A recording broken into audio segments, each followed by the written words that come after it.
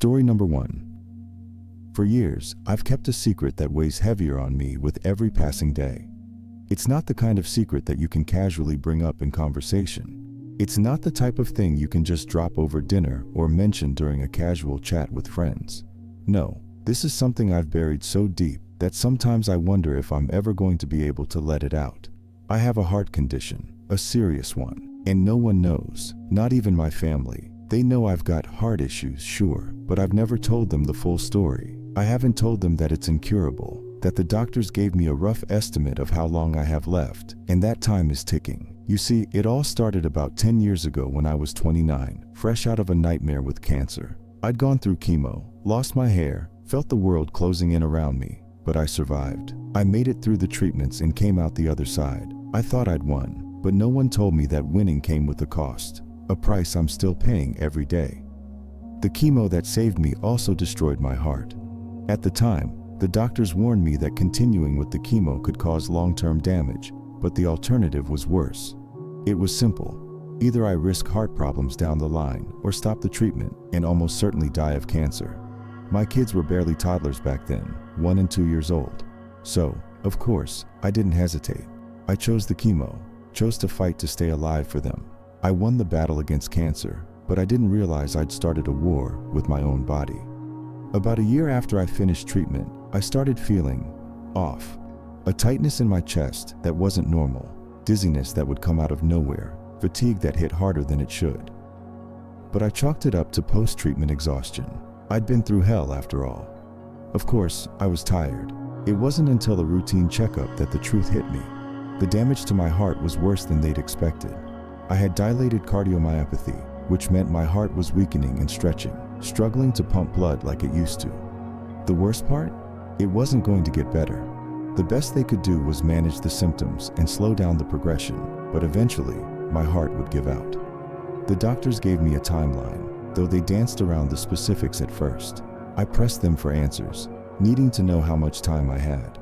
They finally caved and said, maybe 10 years, absolute maximum. And just like that, my world shifted. Now, here I am, living with that deadline hanging over my head. My boys are teenagers now, 13 and 14, and I'm just trying to make it long enough to see them through high school, to see them grow into men. Every day, I wake up and wonder, is today the day my heart gives out? And every day, I push that thought to the back of my mind because I can't let them see the fear I'm carrying. I've kept it from them, from my friends, from almost everyone in my life. Why? Because I can't stand the pity. I can't stand the way people look at you when they know you're dying. I went through that with cancer, the side glances, the soft voices, the way people treat you like you're fragile, like you're already half gone. I can't go through that again. I won't let my boys see me as the sick dad, the one who's on borrowed time. They've already watched me battle cancer. I want them to see me as strong, as the one who's always been there for them. But I can't deny it's getting harder to hide. There are days when I struggle just to get up in the morning, when the simple act of walking up the stairs leaves me winded. I've had to fake it more times than I can count, pretending I'm just clumsy when I lose my balance, joking about getting old when I drop something. I'd rather people think I'm a klutz than pity me for being sick. Sometimes, I wonder if they suspect. My boys are smart. They've seen me falter, seen me catch my breath when I think they're not looking. But they never ask. Maybe they're just giving me the space to pretend everything's fine, or maybe they really don't know. Either way, I'm not ready to tell them. Not yet. I know I'll have to, eventually. There will come a time when I won't be able to keep up the act anymore, when the symptoms will be too obvious to hide. But until then, I'll keep waking up every day and pretending that I've got all the time in the world, even though I know it's slipping away, day by day.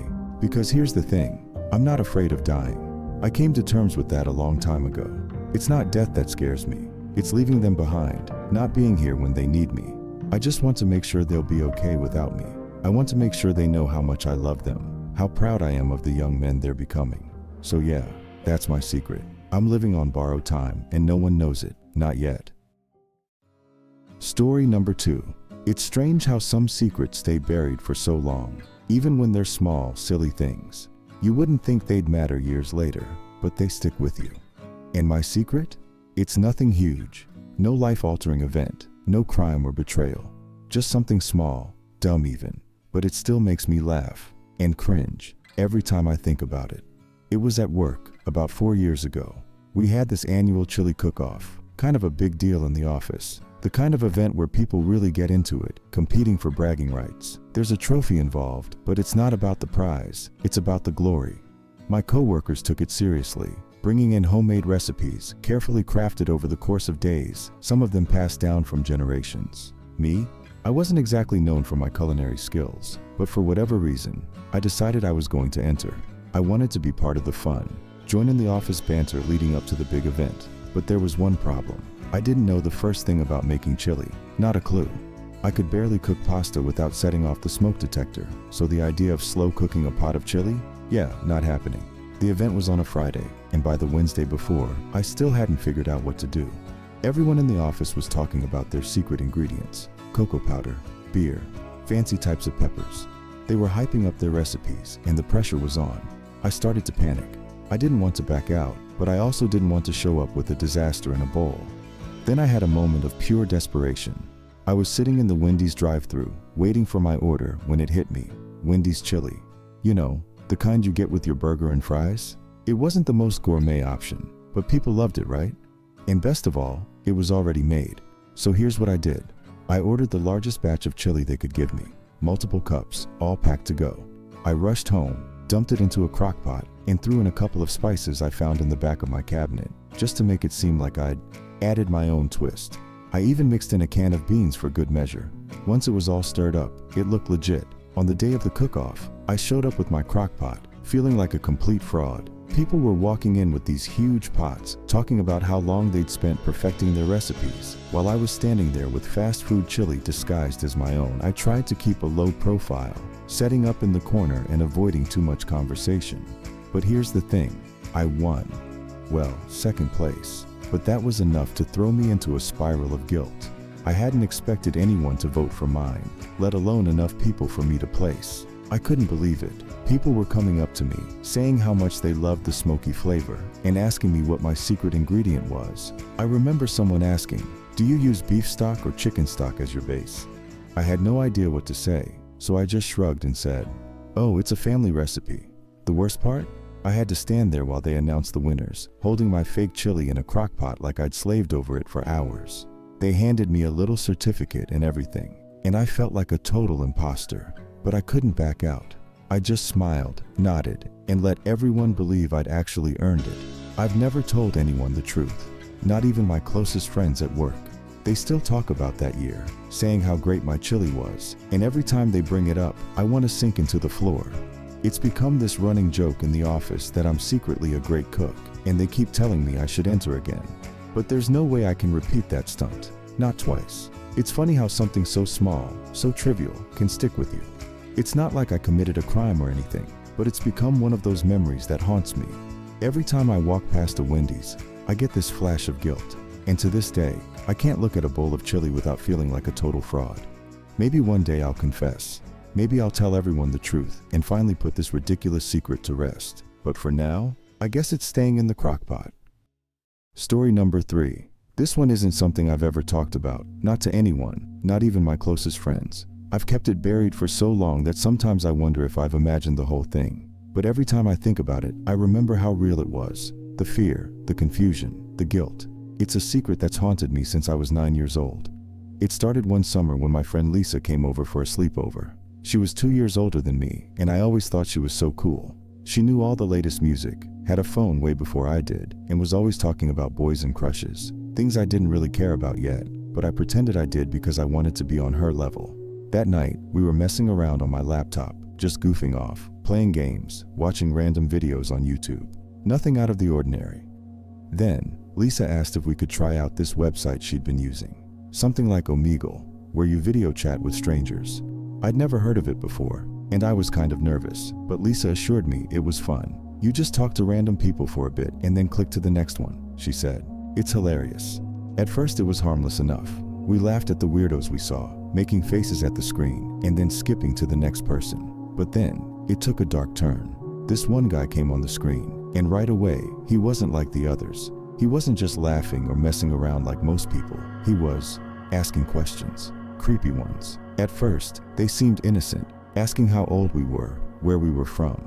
But then it got worse. He started asking about what we were wearing, what we looked like, telling us to show him. Lisa didn't seem bothered. She was older, a little more confident, and I guess maybe she thought it was a game. She started answering his questions, laughing it off like it was no big deal. I was frozen though, staring at the screen, feeling this deep pit of discomfort growing in my stomach. Then, Lisa did something I didn't expect. She stood up, pulled off her shirt, and showed him her bra. I remember feeling like I'd been hit by a truck. I didn't know what to do. I was only 9. I didn't understand why she was doing it, but I didn't want to seem like a loser either. Lisa looked at me and said, "Come on, it's no big deal, just do it." I shook my head at first, but she kept pressuring me. "Don't be a baby, it's just for fun." So I did it. I stood up and followed her lead. I felt sick to my stomach, but I didn't want to lose my friend. I didn't want her to think I was scared, even though I was terrified. We stood in front of the camera for what felt like forever, but it was probably only a minute or two. Eventually, I couldn't take it anymore. I reached over and slammed the laptop shut, my heart racing. Lisa just laughed. "See, no big deal," she said, like nothing had happened. But something had happened. I could feel it deep inside, this awful sinking feeling that I'd done something wrong, something I couldn't take back. A few weeks later, I got a message on the same site. It was from the guy. My blood ran cold when I saw his username pop up in my inbox. I didn't know how he'd found me, how he even remembered me, but he did. The message was short, but it made my heart stop. I recorded everything. "If you don't do what I say, I'll send it to everyone you know." I was 9 years old, and I had no idea what to do. I didn't even know what recorded meant. All I knew was that this guy had something on me, something that felt dark and dangerous, and he was threatening to use it against me. I was too scared to tell my parents, too embarrassed to admit what had happened. So, I deleted my account. I deleted everything and pretended it didn't exist, like I could erase the whole thing from my life. But it didn't go away. Not really. The fear stayed with me for years, this constant worry that somehow, that video would surface, that I'd be exposed for what I'd done. I blamed myself for being so stupid, for letting Lisa talk me into something I knew was wrong. For years, I kept that guilt buried inside, telling myself it was my fault, that I'd brought it on myself. It wasn't until I got older, into my 20s, that I realized how wrong that thinking was, how none of it was my fault. I was just a kid. I didn't know any better, but even now, I still haven't told anyone about it. Not my parents, not my friends, not even my therapist. The shame still lingers, this ugly thing I carry around with me, even though I know logically that I didn't do anything wrong. But secrets like that, they don't just go away. They stay with you, shaping you in ways you don't even realize. And every time I think about that night, I wonder how many other kids like me got caught in the same trap. How many of them are still carrying around that same weight? Maybe one day I'll tell someone. Maybe one day I'll finally get it off my chest. But for now, it's just me, my laptop, and a secret I've kept buried for way too long. Story number 4. There's a saying that you can't outrun your past, and for the most part, I believe it's true. But I've been trying to outrun mine for nearly 20 years now. I'm good at keeping secrets. I've had to be. But this one? It's the kind of secret that stays with you, lurking in the back of your mind, reminding you of the things you'd rather forget. And I've done everything I can to bury it. I was 16 when it happened. Young, dumb, and desperate for independence. I'd saved up money from my part-time job, and, against my parents' wishes, I bought my first car. It wasn't anything fancy, just a beat-up old Bonneville that had seen better days. But to me, it was freedom. I registered it in my name and thought I was unstoppable. The only problem? I didn't have insurance. That was a detail I figured I could sort out later. The next problem? Parking. I couldn't keep it at home, obviously, because my parents would have freaked out if they knew I had it. So I parked it wherever I could, abandoned lots, random streets, anywhere that seemed out of sight. For a while, everything was fine. I was living the dream, sneaking out on weekends, driving around with friends, feeling like I had my own little world away from the rules of home. I even stole a dealer plate from a friend who worked at a car lot and slapped it on whenever I needed to look legit. But then came the day everything fell apart. I'd gotten too comfortable, gotten sloppy. I left the car on the street in front of a friend's house, and the next morning, a cop spotted it. I'll never forget the sight of the flashing lights in my rearview mirror when I got back to it. They'd run the plate, realized it wasn't legal, and there I was, busted. My parents were furious. I had to make the car legal, get insurance, the whole deal. They chewed me out for hours, grounding me for what felt like the rest of my life. But as mad as they were, I could handle the punishment. That wasn't the worst part. The worst part is what I've never told anyone. A few months after I'd gotten the car all sorted out, I was supposed to visit my grandma. She lived a couple of hours away, and I'd promised her I'd come up for the weekend. I was really close to her, especially after my grandpa died. She was one of the kindest, sweetest people I'd ever known, and she loved seeing me. So, I'd told her I'd be there Saturday morning, except I wasn't. Friday night, some friends convinced me to go to a party instead. You can drive up Sunday, they said. What's the big deal? So I went to the party, thinking I'd just push my visit back a day. What I didn't expect was the message I got the next morning. It was from Grandma, left on my voicemail. Hey sweetheart, I was really looking forward to seeing you today. I made your favorite cookies and everything. I hope nothing's wrong. I'll be here if you change your mind. That message broke me. She sounded so sad, so disappointed. I didn't call her back right away. I felt awful, but I couldn't bring myself to admit that I'd blown her off for a party. So, I lied. I told her I'd gotten a flat tire on the way up, that I couldn't make it until Sunday. She said she understood, but I could hear the hurt in her voice. I didn't realize it would be the last time I'd ever hear from her. Sunday morning, as I was getting ready to drive up, I got a call from my mom. Grandma had passed away in her sleep the night before. My world shattered in that moment. I'd let her down. I'd lied to her. And now I'd never get the chance to make it right. That guilt has followed me ever since. My parents never knew about the lie. My friends never knew about the party. All they know is that Grandma died peacefully, surrounded by the memories of her life. But I know the truth. I know that I let her down when she needed me the most. And I've carried that weight with me for years. Sometimes, I imagine what that weekend would have been like if I'd just kept my promise. If I'd shown up at her house like I said I would, spent those last precious moments with her. But I didn't. And I'll never get those moments back. I keep the voicemail. It's been years, but I still have it saved on an old phone, locked away in a drawer. Sometimes, I listen to it just to hear her voice again. Just to remind myself of the lesson I learned too late. Time doesn't wait for anyone. You can't push off the important things, the people you love, because you think you've got more time. I've never told anyone about that voicemail, or about the real reason I didn't visit her that weekend. It's my secret, the one that still hurts the most. And maybe one day I'll be able to let go of the guilt. But for now, I keep it buried, just like I've kept everything else.